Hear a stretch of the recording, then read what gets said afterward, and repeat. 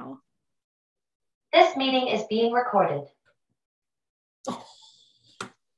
Hello, welcome to the Wednesday Mango Publishing Heart Wisdom panel. I'm Sherry Richert Belul, author of Say It Now, 33 Creative Ways to Say I Love You to the Most Important People in Your Life. And we're so happy this week to have Allen Klein and Irene O'Garden back. They've been here a couple of times before, and it's always, always such a joy, such an uplift. I always just feel so happy just seeing both of you. So welcome. Thank you. I'm delighted to be here and always glad to see this guy. Oh,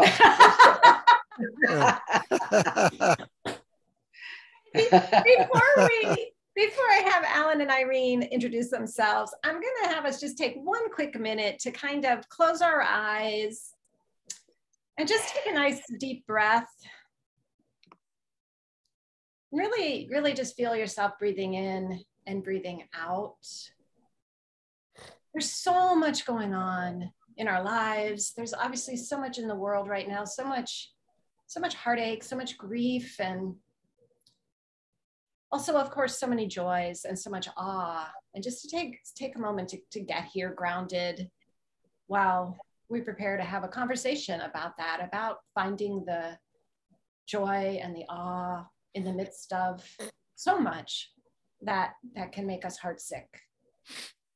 And I grabbed a quote from Allen's wonderful newest book, The Awe Factor. So I just want you to listen as I read it. The truth is, we are surrounded by so many wonders that we're spoiled by them. We are witnesses to miracles, all of us, every single day. Wondrous acts of creativity so marvelous that if we actually looked at them with new eyes, we'd be awestruck. And this is by Jason Kotecki. And again, it was a quote in The Awe Factor, Allen's book. So just one more deep, deep breath, breathing in and breathing out. And please feel some gratitude to yourself for showing up today, for being here with us, for taking the time to connect with community and to connect in really meaningful conversation. And then when you're ready, you can just open your eyes. I'm so happy to see all you. It's a nice little trick when I get you to all close your eyes so because I could just like marvel at what a miracle and how awestruck I am by each of you. So listen, Irene, let's start with you. Will you tell us about your book, tell us about the work you're doing right now. And my special request today is to also talk about for yourself, how do you balance the heartache with the joy of being human? Wow. Well, that's a full platter. My book is called Glad to Be Human. I am. And it arose out of various reflections over time, some of which are about the brokenness in the world, and some of which are about the fantastic growth in the world, and saying goodbye to things, and saying goodbye to people, and saying hello to the completely unexpected. So being continually curious in life is something that continues to propel my work. I'm doing, as I mentioned to you before we started, I'm working with a young writer now. It's not the only thing I'm doing, but it is a really wonderful thing. She's 14, and at my age, I'm like, what, 54 years older than she is, and yet she has this beautiful sense of words and passion, and this. So I feel like I'm trying to give her as much as I can of what I know. And you know, I've been teaching with younger kids. Writing right now, I'm not doing as much as I usually do. I'm just not called to it. I'm more called to speak. And I guess this sort of brings us around to how am I adjusting to this world of heartache that we are witnessing. And again, for me, it's about being in the present moment, because the present moment is the only place I can do anything. And yet when I'm in the present moment, this week has been about the neighbor's father died. So, okay, I can make soup and bread and cookies and bring them down. Or, you know, somebody else is going through a health thing and I'm talking them. And I remember there were so many things this week, and I thought, geez, love is a full-time job. but it's true. And wherever we are, we can give that love. In addition to giving whatever we can to support people across the world. And I know we'll be talking a lot more about that, but it's really, again, just about being present. How can I relieve suffering in my immediate area? And how can I hold thoughts of peace for the world at large? Irene, that was so beautiful. I love that love is a full-time job. It is. And it's so, thank you for the reminder. So beautiful. And we said this before everybody was here, but we love that you showed up in your blue and gold today for you. Well, so beautiful. Just, my heart's there. Hey, Allen, welcome back. Thank you. Good to be here. And I think it was George Burns, when he was 100, said, at my age, it's good to be anywhere. So I feel that from sometimes. By the way, Irene, do you know you gave away your age? That's fine with me. Oh, okay. I don't mind at all. I turned 70 in December. And all right. That's a deal. It is a deal. Good. So, yeah. Got to get a lot of stuff done before I get. Yeah. My birthday's, what's this? March? Next month. 84. Can't believe it. Yeah. My goal for my 84th birthday is to grow hair. do you think that will work? Yes. No, I love being this way. It's fine, actually. So I've been, I took a memoir class, writing memoir, and I didn't really want to write my memoir, but what it brought up for me was all of these incredible stories I have in my life. And actually, now that we're talking about it, I realize those are really awe stories. Some of them knocked my socks off. Like one story is called Me and Robert Redford. Another one is called I'll give you a little hint. I met Robert Redford in the men's room. So you'll have to read the book when it comes out with stories in it. I'm not intending for a book for this. I don't know. We'll see where it goes. I just wrote one about me and Harry Potter. And these are all kind of, I don't know, they're from my life, and I never realized how delightful or how they were a teaching moment or an aha moment. And so I'm really enjoying writing one story. That's my goal, one story a week. And so far I've gotten about 15 of them written. So it's coming along, and every time I write one, I have an idea to write another. Like this morning, I got an idea about moving zafus. If you know the benches or the so that's I can't tell. We don't have enough time to go into all the story, but so that's really been kind of nurturing me, going back in my life and taking out some of those inspiring stories. So one of the things I would like to talk about today, and my book is The Awe Factor, is how when we find awe, which is all around us, talk about that, but when we notice it, we're actually putting whatever it is that's going on in the world that we don't like, or the suffering, we're putting that in the background for a while and making the awe moment more important. So it kind of gives us like a breather, a breath, taking a deep breath, and noticing, you know, there's the not so great stuff in the world right now, but there's also the great stuff and the small stuff that can inspire us. And so it helps us focus on that while putting the other stuff behind us, even just for a moment.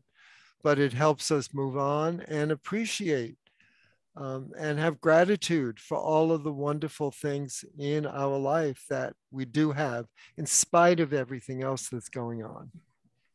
So that is what I hope to talk about today. Allen, I love what you just said. I can tell already, like, this is just like medicine today.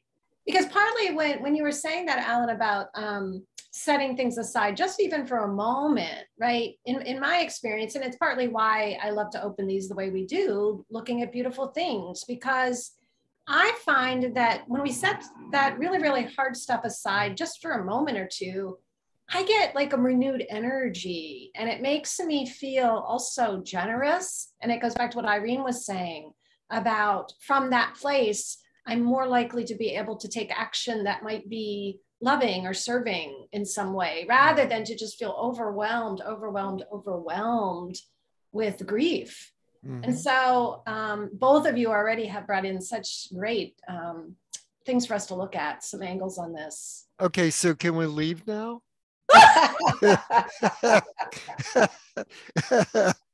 No, I don't want to leave.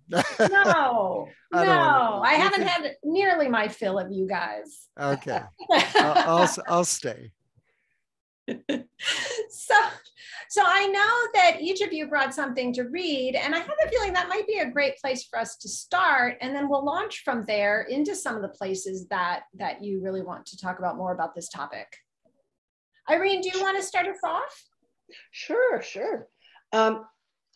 I was looking through my book, and I thought, this to me is something that's bringing comfort now. It's a short piece called Tending Pleasures. I keep close track of the fruits of age. The joy of tending is one of the juiciest. Some come early to this appreciation, parents especially, but as a rhapsodist of creativity, I came late. For years, it escaped my notice that tending is actually the foundation of creation. The early will-based verbs of youth, exploring, creating, acquiring, establishing, can harden into nouns in middle age. Expansion, mastery, collection, accumulation. In age, these pale next to the nearly parasympathetic verbs of tending and releasing. In age, we learn to tend what we have and who we are, and to release that which we cannot tend wholeheartedly. We recognize the old shapeshifter need will rise again and again, but that her shape-shifting sister, tend, is always at the ready, to oil the thirsty wood, to weed the bed, to soak the ragged cuticles, to read to the child, to help with the move, to work the phones, to clear the rubble. Need and tend, the great systole and diastole of our human heart, unified playing field of life in all her forms, the colossal pump of love. To learn to love in every circumstance is maybe why we came. To learn that love itself needs tending, and tending is love itself. Oh, nice. Such exquisite writing, Irene. And I see that Bree has posted the links to both of your books, so I hope people will notice that. Tell us why that piece. I mean, we can guess why, but I want to hear from you. I just felt that, as I was saying earlier, we cannot do everything we want to be doing right now. We cannot help everyone we want to be helping now. And I think it's important for us to realize we want to do that. And millions of people want to do that. So this, I think, is evolution right there. So if we cannot do all of that, well, what can we do? We can do where we are. We can look for signs of need or neglect or whatever, and we can care for what is given into our care. And to do that means we are not jumping into the quicksand of, there's nothing we can do, because there is no solution for everything. But there is a solution for this thing, or there is a healing for that. And I think it's so important not to be dragged down into a litany of things that need help. We can acknowledge them and then move to help what we can. So that's why I was drawn to that, because I thought that's really where I am with this at the moment. And I don't know where a day will lead me. I'm sure you have that sort of same thing, Alan. That's one of the things that happens as we get more present in the world, is we just go, oh, well, it's unpredictable what's going to be, I'm going to be called to do, but I am here to do it. And, as we see, again, the suffering and the woundedness in the world, it helps me to remember that when the body is wounded, things rush to help, but the whole body doesn't just collapse and go, well, I can go no further. The rest of the body keeps doing what it needs to be doing to support that wounded part. So the body doesn't become the wound, but it doesn't shut down either. It does what it can to support the injured part. So.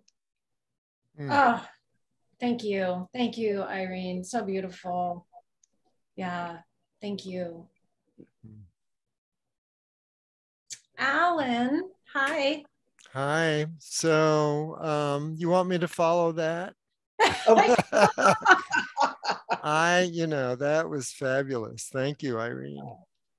So I'm going to read a piece from what I call Familiar Objects Awe. And I think one time before that, I talked about this prisoner who came out of prison, and the awe thing for him was opening the refrigerator. So for me, one of the things that always brings me awe is bubbles, familiar object bubbles. Bubbles have always filled me with wonder and awe. I've seen professional bubble blowers fill them with smoke, create multiple bubbles inside one another, and even make a spinning bubble carousel. But they need not be that elaborate to be awesome. Their glistening beauty attracts both adults and kids alike, and their short lives make them even more special. I once had a very simple bubble device that consisted of nothing more than a circle of cotton fringe attached to some doweling. When I dipped it into a basin of soapy liquid and slowly moved the wand around, it made super gigantic bubbles. What was so amazing was that because of their size, the bubbles no longer kept their perfectly round shape. Instead, some were long, some fat, and some a changing, undulating shape as they floated through the air. In their intrinsic, attractive, and awesome nature, bubbles are like people. They are beautiful to look at and shimmering with wonderful and varied colors. They come in a magnitude of sizes and shapes. Like life, they are here one moment and gone the next. It is why I want everyone who attends my celebration of life after I'm gone to be given a container to make bubbles and remember me by releasing them into the air. Oh, Alan. Alan, I don't know if I've ever mentioned this, but my boyfriend is a professional bubble maker. And we used to do bubble flash mobs in Dolores Park every once in a while. They would be just these surprise flash mobs, and hundreds of people would come and blow bubbles. So I'll make sure that we bring those big bubbles wherever you want to go to. So Yeah. I did that in Golden Gate Park once, and it you was did. like there were like 50 people gathered to watch me blow these gigantic bubbles. So why, tell us more. Tell us why this piece today. Why the bubbles? Yeah, why do you want to bring us this today? Because it was like an object that, you can get in a toy store. It's a simple little thing. And yet it could bring such joy. And I sometimes take it in my car and I'm in a traffic jam and I'll blow bubbles when I'm stuck. And it entertains me. It takes my mind off of some of the traffic jam, for example. And it entertains everybody around me. They're looking, they're laughing. I remember one woman, she was in a big stretch limo and a driver up front, and she rolled down her window and said, blow me some bubbles. And I noticed she was sipping champagne in the back of the limo, and I said, throw me some champagne. So it's also a way to interact with other people. It's like an icebreaker. So on many levels, I find bubbles so, I guess awesome would be the word. I love it so much. Yeah, because I was thinking too, I haven't thought about, we haven't been able to do the flash mob since the pandemic, but that's also so awesome when you have like just, hundreds of people blowing bubbles in the way the sky fills. And I love what you said about the fact is, we just buy tons of, the little bubble containers, and it's so inexpensive. Mm-hmm. Yeah. So it's like to be able to create awe. I love that you chose that too, right? To be able to create awe in such a simple way. Yeah. And, again, people think, oh, I've got to go to Grand Canyon or Niagara Falls to get awe in my life. You do not. Get a simple little bubble blower and use it from time to time. That's all you need. Little things is what I'm talking about. Yeah. And, I was just, that quote I pulled from your book, wondrous acts of creativity so marvelous that if we actually looked at them with new eyes, we'd be left awestruck. Listening to both of you read, and I don't know if anyone else had this experience, but being able to hear like each of your voices and to know that these stories just like bubbled up out of each, that is awe-inspiring, isn't it? The creativity is just continually astonishing. Yeah, because I said I'm writing about past stories in my life, and then I think, oh, I'm going to run out of stories. One of them leads to three others, as I'm thinking.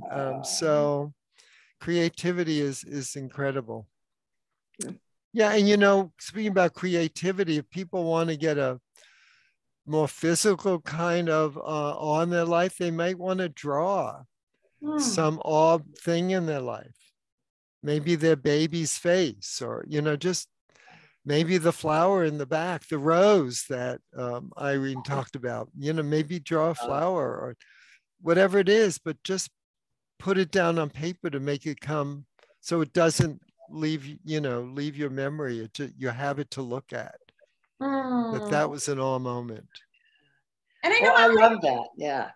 I was just going to say, I read recently that really what we're here to do is to bring the invisible into the visible world. And when you do that, for example, with a drawing, what you're making visible, you're certainly representing the object, but really what you're making visible is your feeling toward it. And that's also true of writing, you're making a feeling tangible. And I thought, I like the idea of living, just simply trying to bring in that which is invisible, because the breath is such a really helpful tool for that. Sometimes now when I'm doing yoga, which has also been a very helpful process during all of this, it puts us grounded back on earth, listening. And And I've just been taking these breaths because I think I'm pulling it in from somewhere else. So let me pull in as much of this energy as I can just to ground me here. And then it becomes visible in a pose. Anyway, it's just been a helpful way for me to look at things. By the way, Irene just talked a little about listening. And I think if people want to get more on their life, to listen to things, just sit down and listen. And I had an example of this the other night. I went to Feinstein's to hear a singer do all of Stephen Sondheim music. And I'm a big fan of Sondheim for, I've seen shows over and over and have tons of albums I listen to. So I've heard the songs a lot. And just sitting there listening to her interpretation, there were things, there was one song I thought, I have never heard that meaning before. And yet I've heard that song probably 30 times.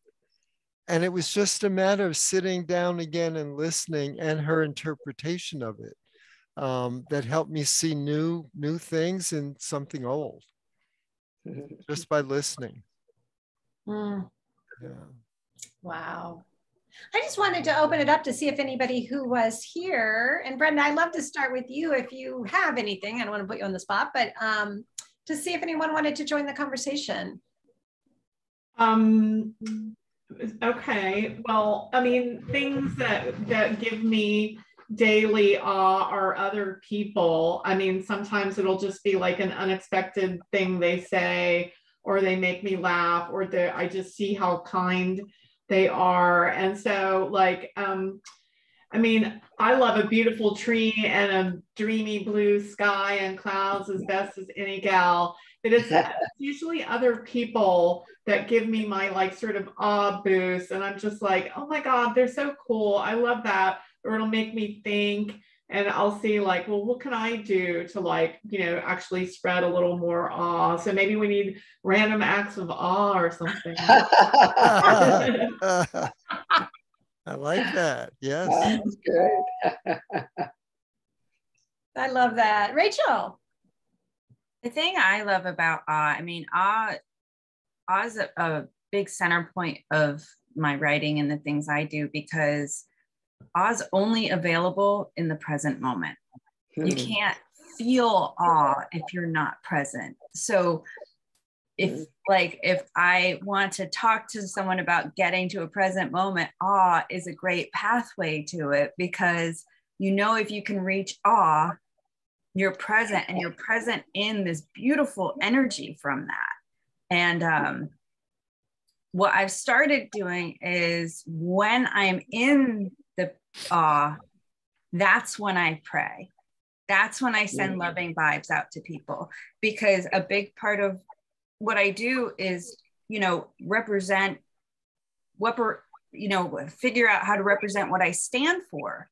And so to me, that's the best way to do it, is in that energy, sending that out, because I don't want to create any more negative in the world. So how do I send that awe energy out? Is when I'm in awe, send it,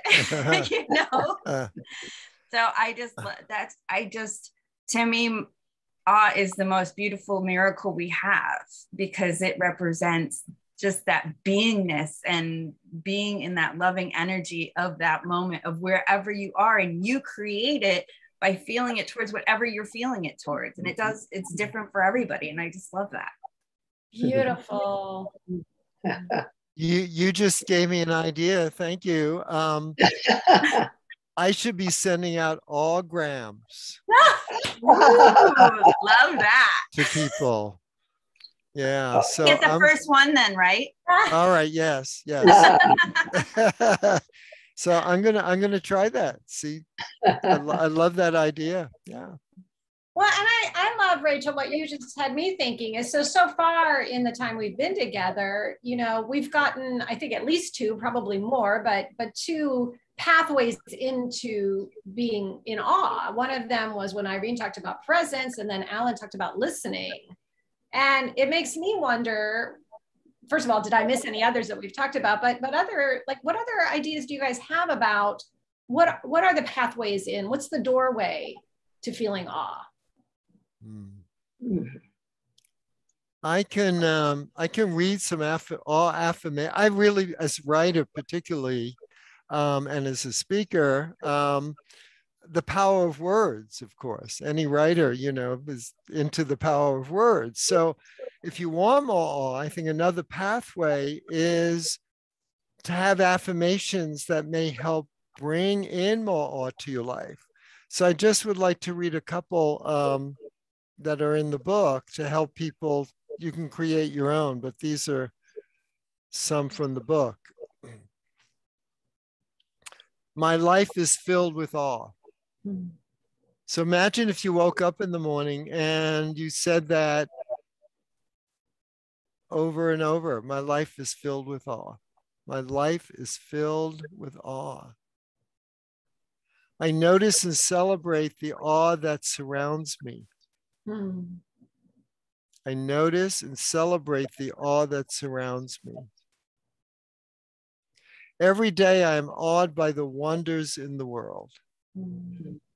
So have those around, have those by your computer, have them on your refrigerator, make up your own, it doesn't matter, but put that intention out. I think that's another pathway, that you want more awe in your life, and then you start noticing. Love that. Yeah. Irene, what about you? Did you have some other additional thoughts on that? Well, I was about to say intention, and then Allen said it right away. When we intend to experience that, it just magnetizes it right to us. I think the other thing is to continue to connect to nature in whatever way you can, because nature, big and small and medium and old and young and night and day, and all of it is always awe-inspiring. And it refreshes us in a very deep soul way, so that we don't have to even think in words. We simply can experience what is growth, what is decay. Look at these mushrooms growing up. One of the delights of my last year was learning more about the kingdom of mushrooms and fungus, and seeing that incredible documentary on called Fantastic Fungi. Right. That was a transformative experience for me, because I went, there is an entire queendom, if you will. You could call it a kingdom, but they've said that too often, so we get to say a queendom of life that is not animals, is not plants, it's not human beings, it is none of those, and yet it is alive, and it makes a gigantic difference, as well as a tremendous metaphor. That's the thing that really got me excited about it, was to think, this is this communicative network that gives and exchanges energy without greed, without, with just this incredible energy that keeps trees alive and keeps life alive. Anyway, so continuing to be open to being surprised by awe, but nestling it somehow in nature is always a really replenishing, it's a replenishing practice for me. Yes, nature actually is the #1 generator of awe. So thank you for saying that.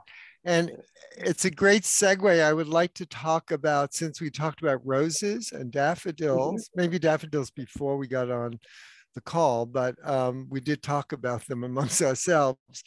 I want to talk about this tulip. Ever since, I'll show it to you in a moment, but ever since I went to Keukenhof Gardens outside of Amsterdam a couple of years ago, they plant 7 million bulbs. Most of them are tulips. So ever since I went there, I thought, I got to plant tulips, because it will remind me of all those awe moments at the garden, and it just will bring me pleasure. So this is one of my tulips. Oh. And what amazed me about this tulip is the color, and then when you look inside, it's yellow. I don't know if it'll pick it up here, but it's yellow, but you can see it on this side here. It's yellow. Yeah.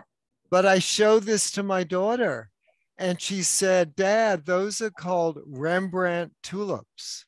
I didn't know that. So I looked it up, and they're colored like this because years ago in like 15th century or something, there was a virus caused by aphids that somehow spread this color around it was a white tulip. And then all of a sudden the aphids created somehow this red, and they come in different colors, not just this. But I kept thinking, here was a virus that created this incredibly beautiful tulip. Huh. And now we're dealing with a virus. And so what beautiful things might come out of this or have come out of the virus? Mm-hmm. Yeah. So it was very kind of, it was an awe moment for me because I realized, God, this represents in some way what we're going through today. Yeah. And we may not know for years or centuries. Right. Yeah. And by the way, these are now cultivated. These don't have the aphids anymore, but they still look the same. So I don't know, we might want to talk about what are there's a lot of grim stuff coming out of the virus, but what is some of the things that might nurture us or possible come out of it? I have one. Yes. This. Sitting here with all of you, like immediately, that's what I thought of, on a personal level for me is that we started doing these Heart Wisdom panels in March of 2020. Thank you, Brenda, and thank you all the Mango crowd, right? Like that. This has been one of the hugest blessings of my life to meet all of you every week here and to hear your words, to hear you guys read from your books. It's so beautiful. And we don't know, Sherry, we don't know how many people, because this is on the internet, what they're getting and how it's lifting them up. Yeah. It's what's so great about doing this or writing, being an author. You write a book and thanks to Brenda and people like Brenda, they publish it and they put it out in the world. And you never know how it's going to influence people. I got just recently, somebody said they are making Awe keychains. So they take a picture of something that awed them, that personal to them, and they put it on, I don't know, some hard plastic, and they put a chain on it, and they made Awe keychains. I mean, because I didn't put that in the book, but she was so inspired by the book that she started making these to remember to keep on her life. So we never, ever know. I happened to find this out because she sent it to me, but often we don't know. Some of my other books, like Embracing Life After Loss, about dealing with grief, how that's helped people. I'll never know, but I'm just so pleased that it might help people. One of the things for me, and I think I mentioned this before, is since 2 years ago, my daughter every day calls me at 5 o'clock and we chat. And it's just such a precious phone call because we never know what we're going to talk about, but it's just things I remember or things that we've never talked about, or what my grandparents were like, or what she's making for dinner. It's, or what I did today. I'll probably tell her about this. So just that little connection that even though we saw each other before COVID, like several times a month, this is like every day. And so it gets to like the real personal stuff that we forget about, that nurtures us every day. Yeah. I love that idea of looking for, what's the best possible outcome. if we're in a situation and it's a challenging situation, there are lots of people who will try to tell you exactly what is going to happen. But we have the capacity to say, what's the best possible outcome? And to begin to imagine what that could be, and to begin to see it in action as it's going. I think I probably mentioned at another Heart Wisdom panel, my belief that compassion is growing exponentially, and it is even increased since we last had a conversation. And to see the global mobilization of compassion in many different forms is something that I simply bow. There was a meme that I ran across the other day, which is hilarious and yet at the same time, right? That's what memes do. They bring us the truth, or the best ones do anyway. And it said, well, I know that history repeats itself. I just didn't think I was going to have to live the whole 20th century in the last 2 years. And I went, oh my gosh, that's actually true. That's actually true. But what's interesting is that we're having different responses in the 21st century to situations that, to a pandemic. It's a different, we're handling it differently. We are handling invasion differently. We are handling the civil rights movement differently. We are, but all of a sudden I went, yeah, no wonder we're all a little depleted. This is a lot. But I think it's also a sign of incredible transformation for the human race. And as Allen said, we don't know if we're going to see this all the way through to the big, not in this lifetime anyway, but we'll be back. We'll be back to enjoy the fruits of it in other lives, I think. Irene, I want you to say a little bit more. When you say, that compassion is growing and you're even seeing it, it sounds like, even since the last time we talked to you here. Yeah. Tell us more. Well, I think because part of it is that there's more communication than there was. I don't think necessarily that the human heart has changed so much, because what we're seeing is the kind of pain and suffering that the human race has been privy to for centuries. But people are rushing to give various kinds of aid. I know people who have gone over there to Ukraine to help as they can. I have a niece who is a person who's she's in the television world and is producing stories from over there, which is an incredible act of courage, or sequential acts of courage and compassion, because people are going, how can this really be happening? So there's that. I see, anybody who's on any kind of social media is seeing a flood of varying kinds of aid that is rushing to these folks, and still also dealing with the outcome of the virus, as Allen brought up. We are still seeing people bedside caring. We are seeing parents caring for children they thought should have moved out years ago, but they're still helping them make their way. So it is an incredible palette of so many different kinds of compassion, but I truly believe that it is more than we've ever seen before, and that it displays the very best in us as a species. That which is what got us here, is the cooperation between us to have built the world that we have built, and to have built the arts that we built, and the societies and the sports, and the whole rigmarole is just astonishing. And it's mostly based on the fact that we found ways to get along and to help each other out. So I simply see more of that than ever.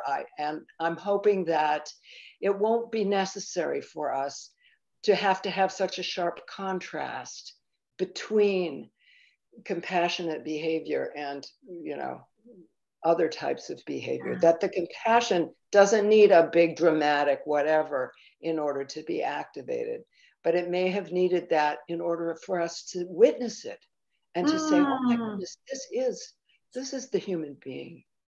Wow. Wow. What's dropping in for me that's related to that is that thanks to technology, right? I mean, again, like I was looking around all your faces and kind of awestruck, like I haven't met any of you people live, and here we are, right? Like to me, like I love each and every one of you so much. But one of the things that's happened, I know I've talked about this recently on some other panels. One of my favorite things right now is donating on Etsy to Ukrainian sellers, because you can leave a message, you can leave a personal message. They've got all this digital art you can download. And to me, that is awe-inspiring, that I can actually talk to a singular person, in Ukraine, which we couldn't have done, right? You talk about like in the past, we didn't have that one-on-one, you're my neighbor feel, I don't think. Yeah. Well, actually, I you're my neighbor kind of thing, I experienced the beginning of COVID when I wasn't going shopping for food. And there were 3 people that I never knew before they actually didn't live in my neighborhood. They were in like the next neighborhood. But I somehow got in contact with them. And whenever I needed food, they would go shopping. And you talk about compassion, I didn't know these people. They went out of their way. They would email me, do you need anything this week? One woman, I needed stuff or wanted stuff from Costco, and she went and she came back and said, they didn't have one of your items at this Costco, so I went to another one. I mean, just blew me away. Another man had bought 50 pounds of flour, and he said, I'm going to bring 5 pounds over and leave it on your doorstep. And I said, well, how much do you want for that? He said, no, it's my gift. These are people I don't know. I see them on Facebook once in a while, but, and this went on for months. It wasn't just like one time, months and months, particularly these 3 people. And just, and they had children, young children that they were taking care of and all the stuff they had to do, but they made time for me. And it was just so heartwarming. And I wanted to actually give them some money, and they, no, but if you'd like to donate to my favorite charity, which I did, because I felt I wanted to do something to repay their kindness. So there is that kind of compassion, kindness in the world.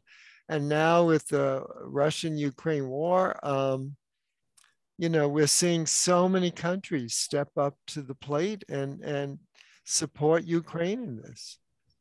So maybe there'll be enough countries doing this that, we see their compassion as yeah. So maybe the world is changing. Well, we know it's changing. Yes, changing for the good. Yeah. Anybody else want to hop in? This is so rich, such a rich conversation.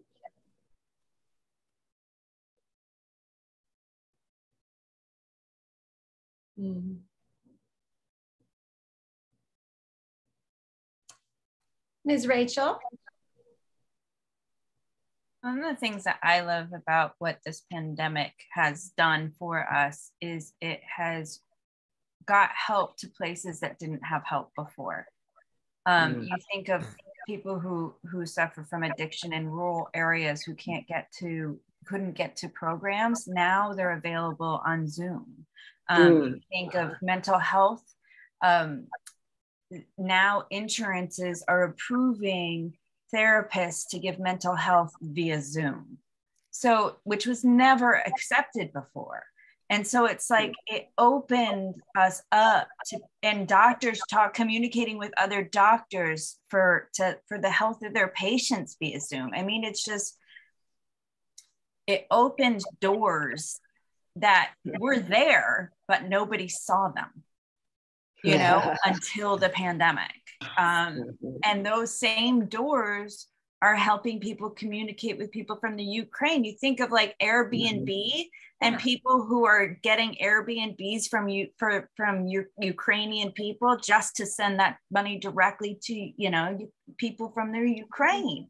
You know, the strollers. How do you organize something like that at the train station? I mean, that was beautiful. I just feel like some of the doors that opened are actually helping now today, you know, and it truly is a beautiful thing. And talk about awe-inspiring. I mean, every time I see these moving acts, it's awe-inspiring. Right. Right. Oh, Rachel, thank you for adding that. And Juliana wrote in the chat, you know, that's so true, right? Like now the future of therapy is telehealth, which could be more accessible for people. You're so right. Like all these, I love that. I love the way that you phrased it. I think you said like all these doors that we couldn't see. Was that something like that? Yeah. So beautiful.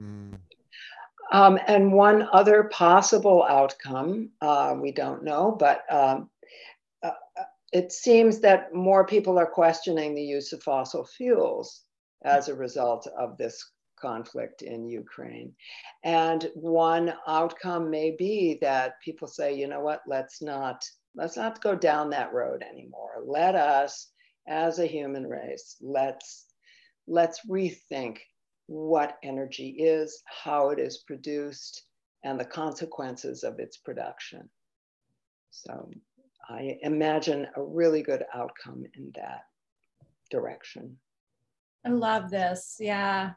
Donna Markova's coming to my mind, Brenda, and you probably can imagine. Yeah, definitely. For those of you who may have missed our last call that she was on, Donna, she just gets right to the point too, like with, you know, she says like, you know, I don't want to put whipped cream on garbage here, ... you know, and so she's coming to my mind because I wanted to just make sure that we brought in that, like, again, what we're doing here is not that. At least I don't feel that, you know. I think what we're doing here is more what Allen so aptly pointed out at the beginning, which is giving ourselves a break maybe from being in that overwhelming grief. And Irene mentioned that too, that it's like from that place. Actually, Rachel said it too, right? Like that's not the place we can create from. It's not the place where we can be generous from.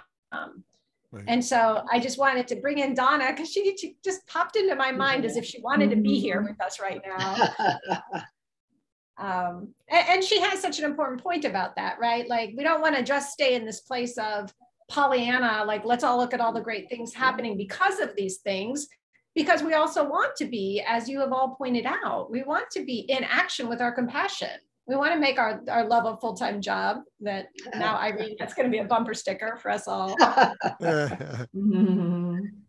So just felt like Donna wanted to bring that in. And we have about a minute left. Alan, Irene, maybe do each of you just want to close us out with a last thought? I would, go ahead. Well, no, go. You go. I talked about listening before to get more on your life, and we've been talking about the news, which could be very depressing and get us in a state that we cannot be compassionate, as you said, Sherry.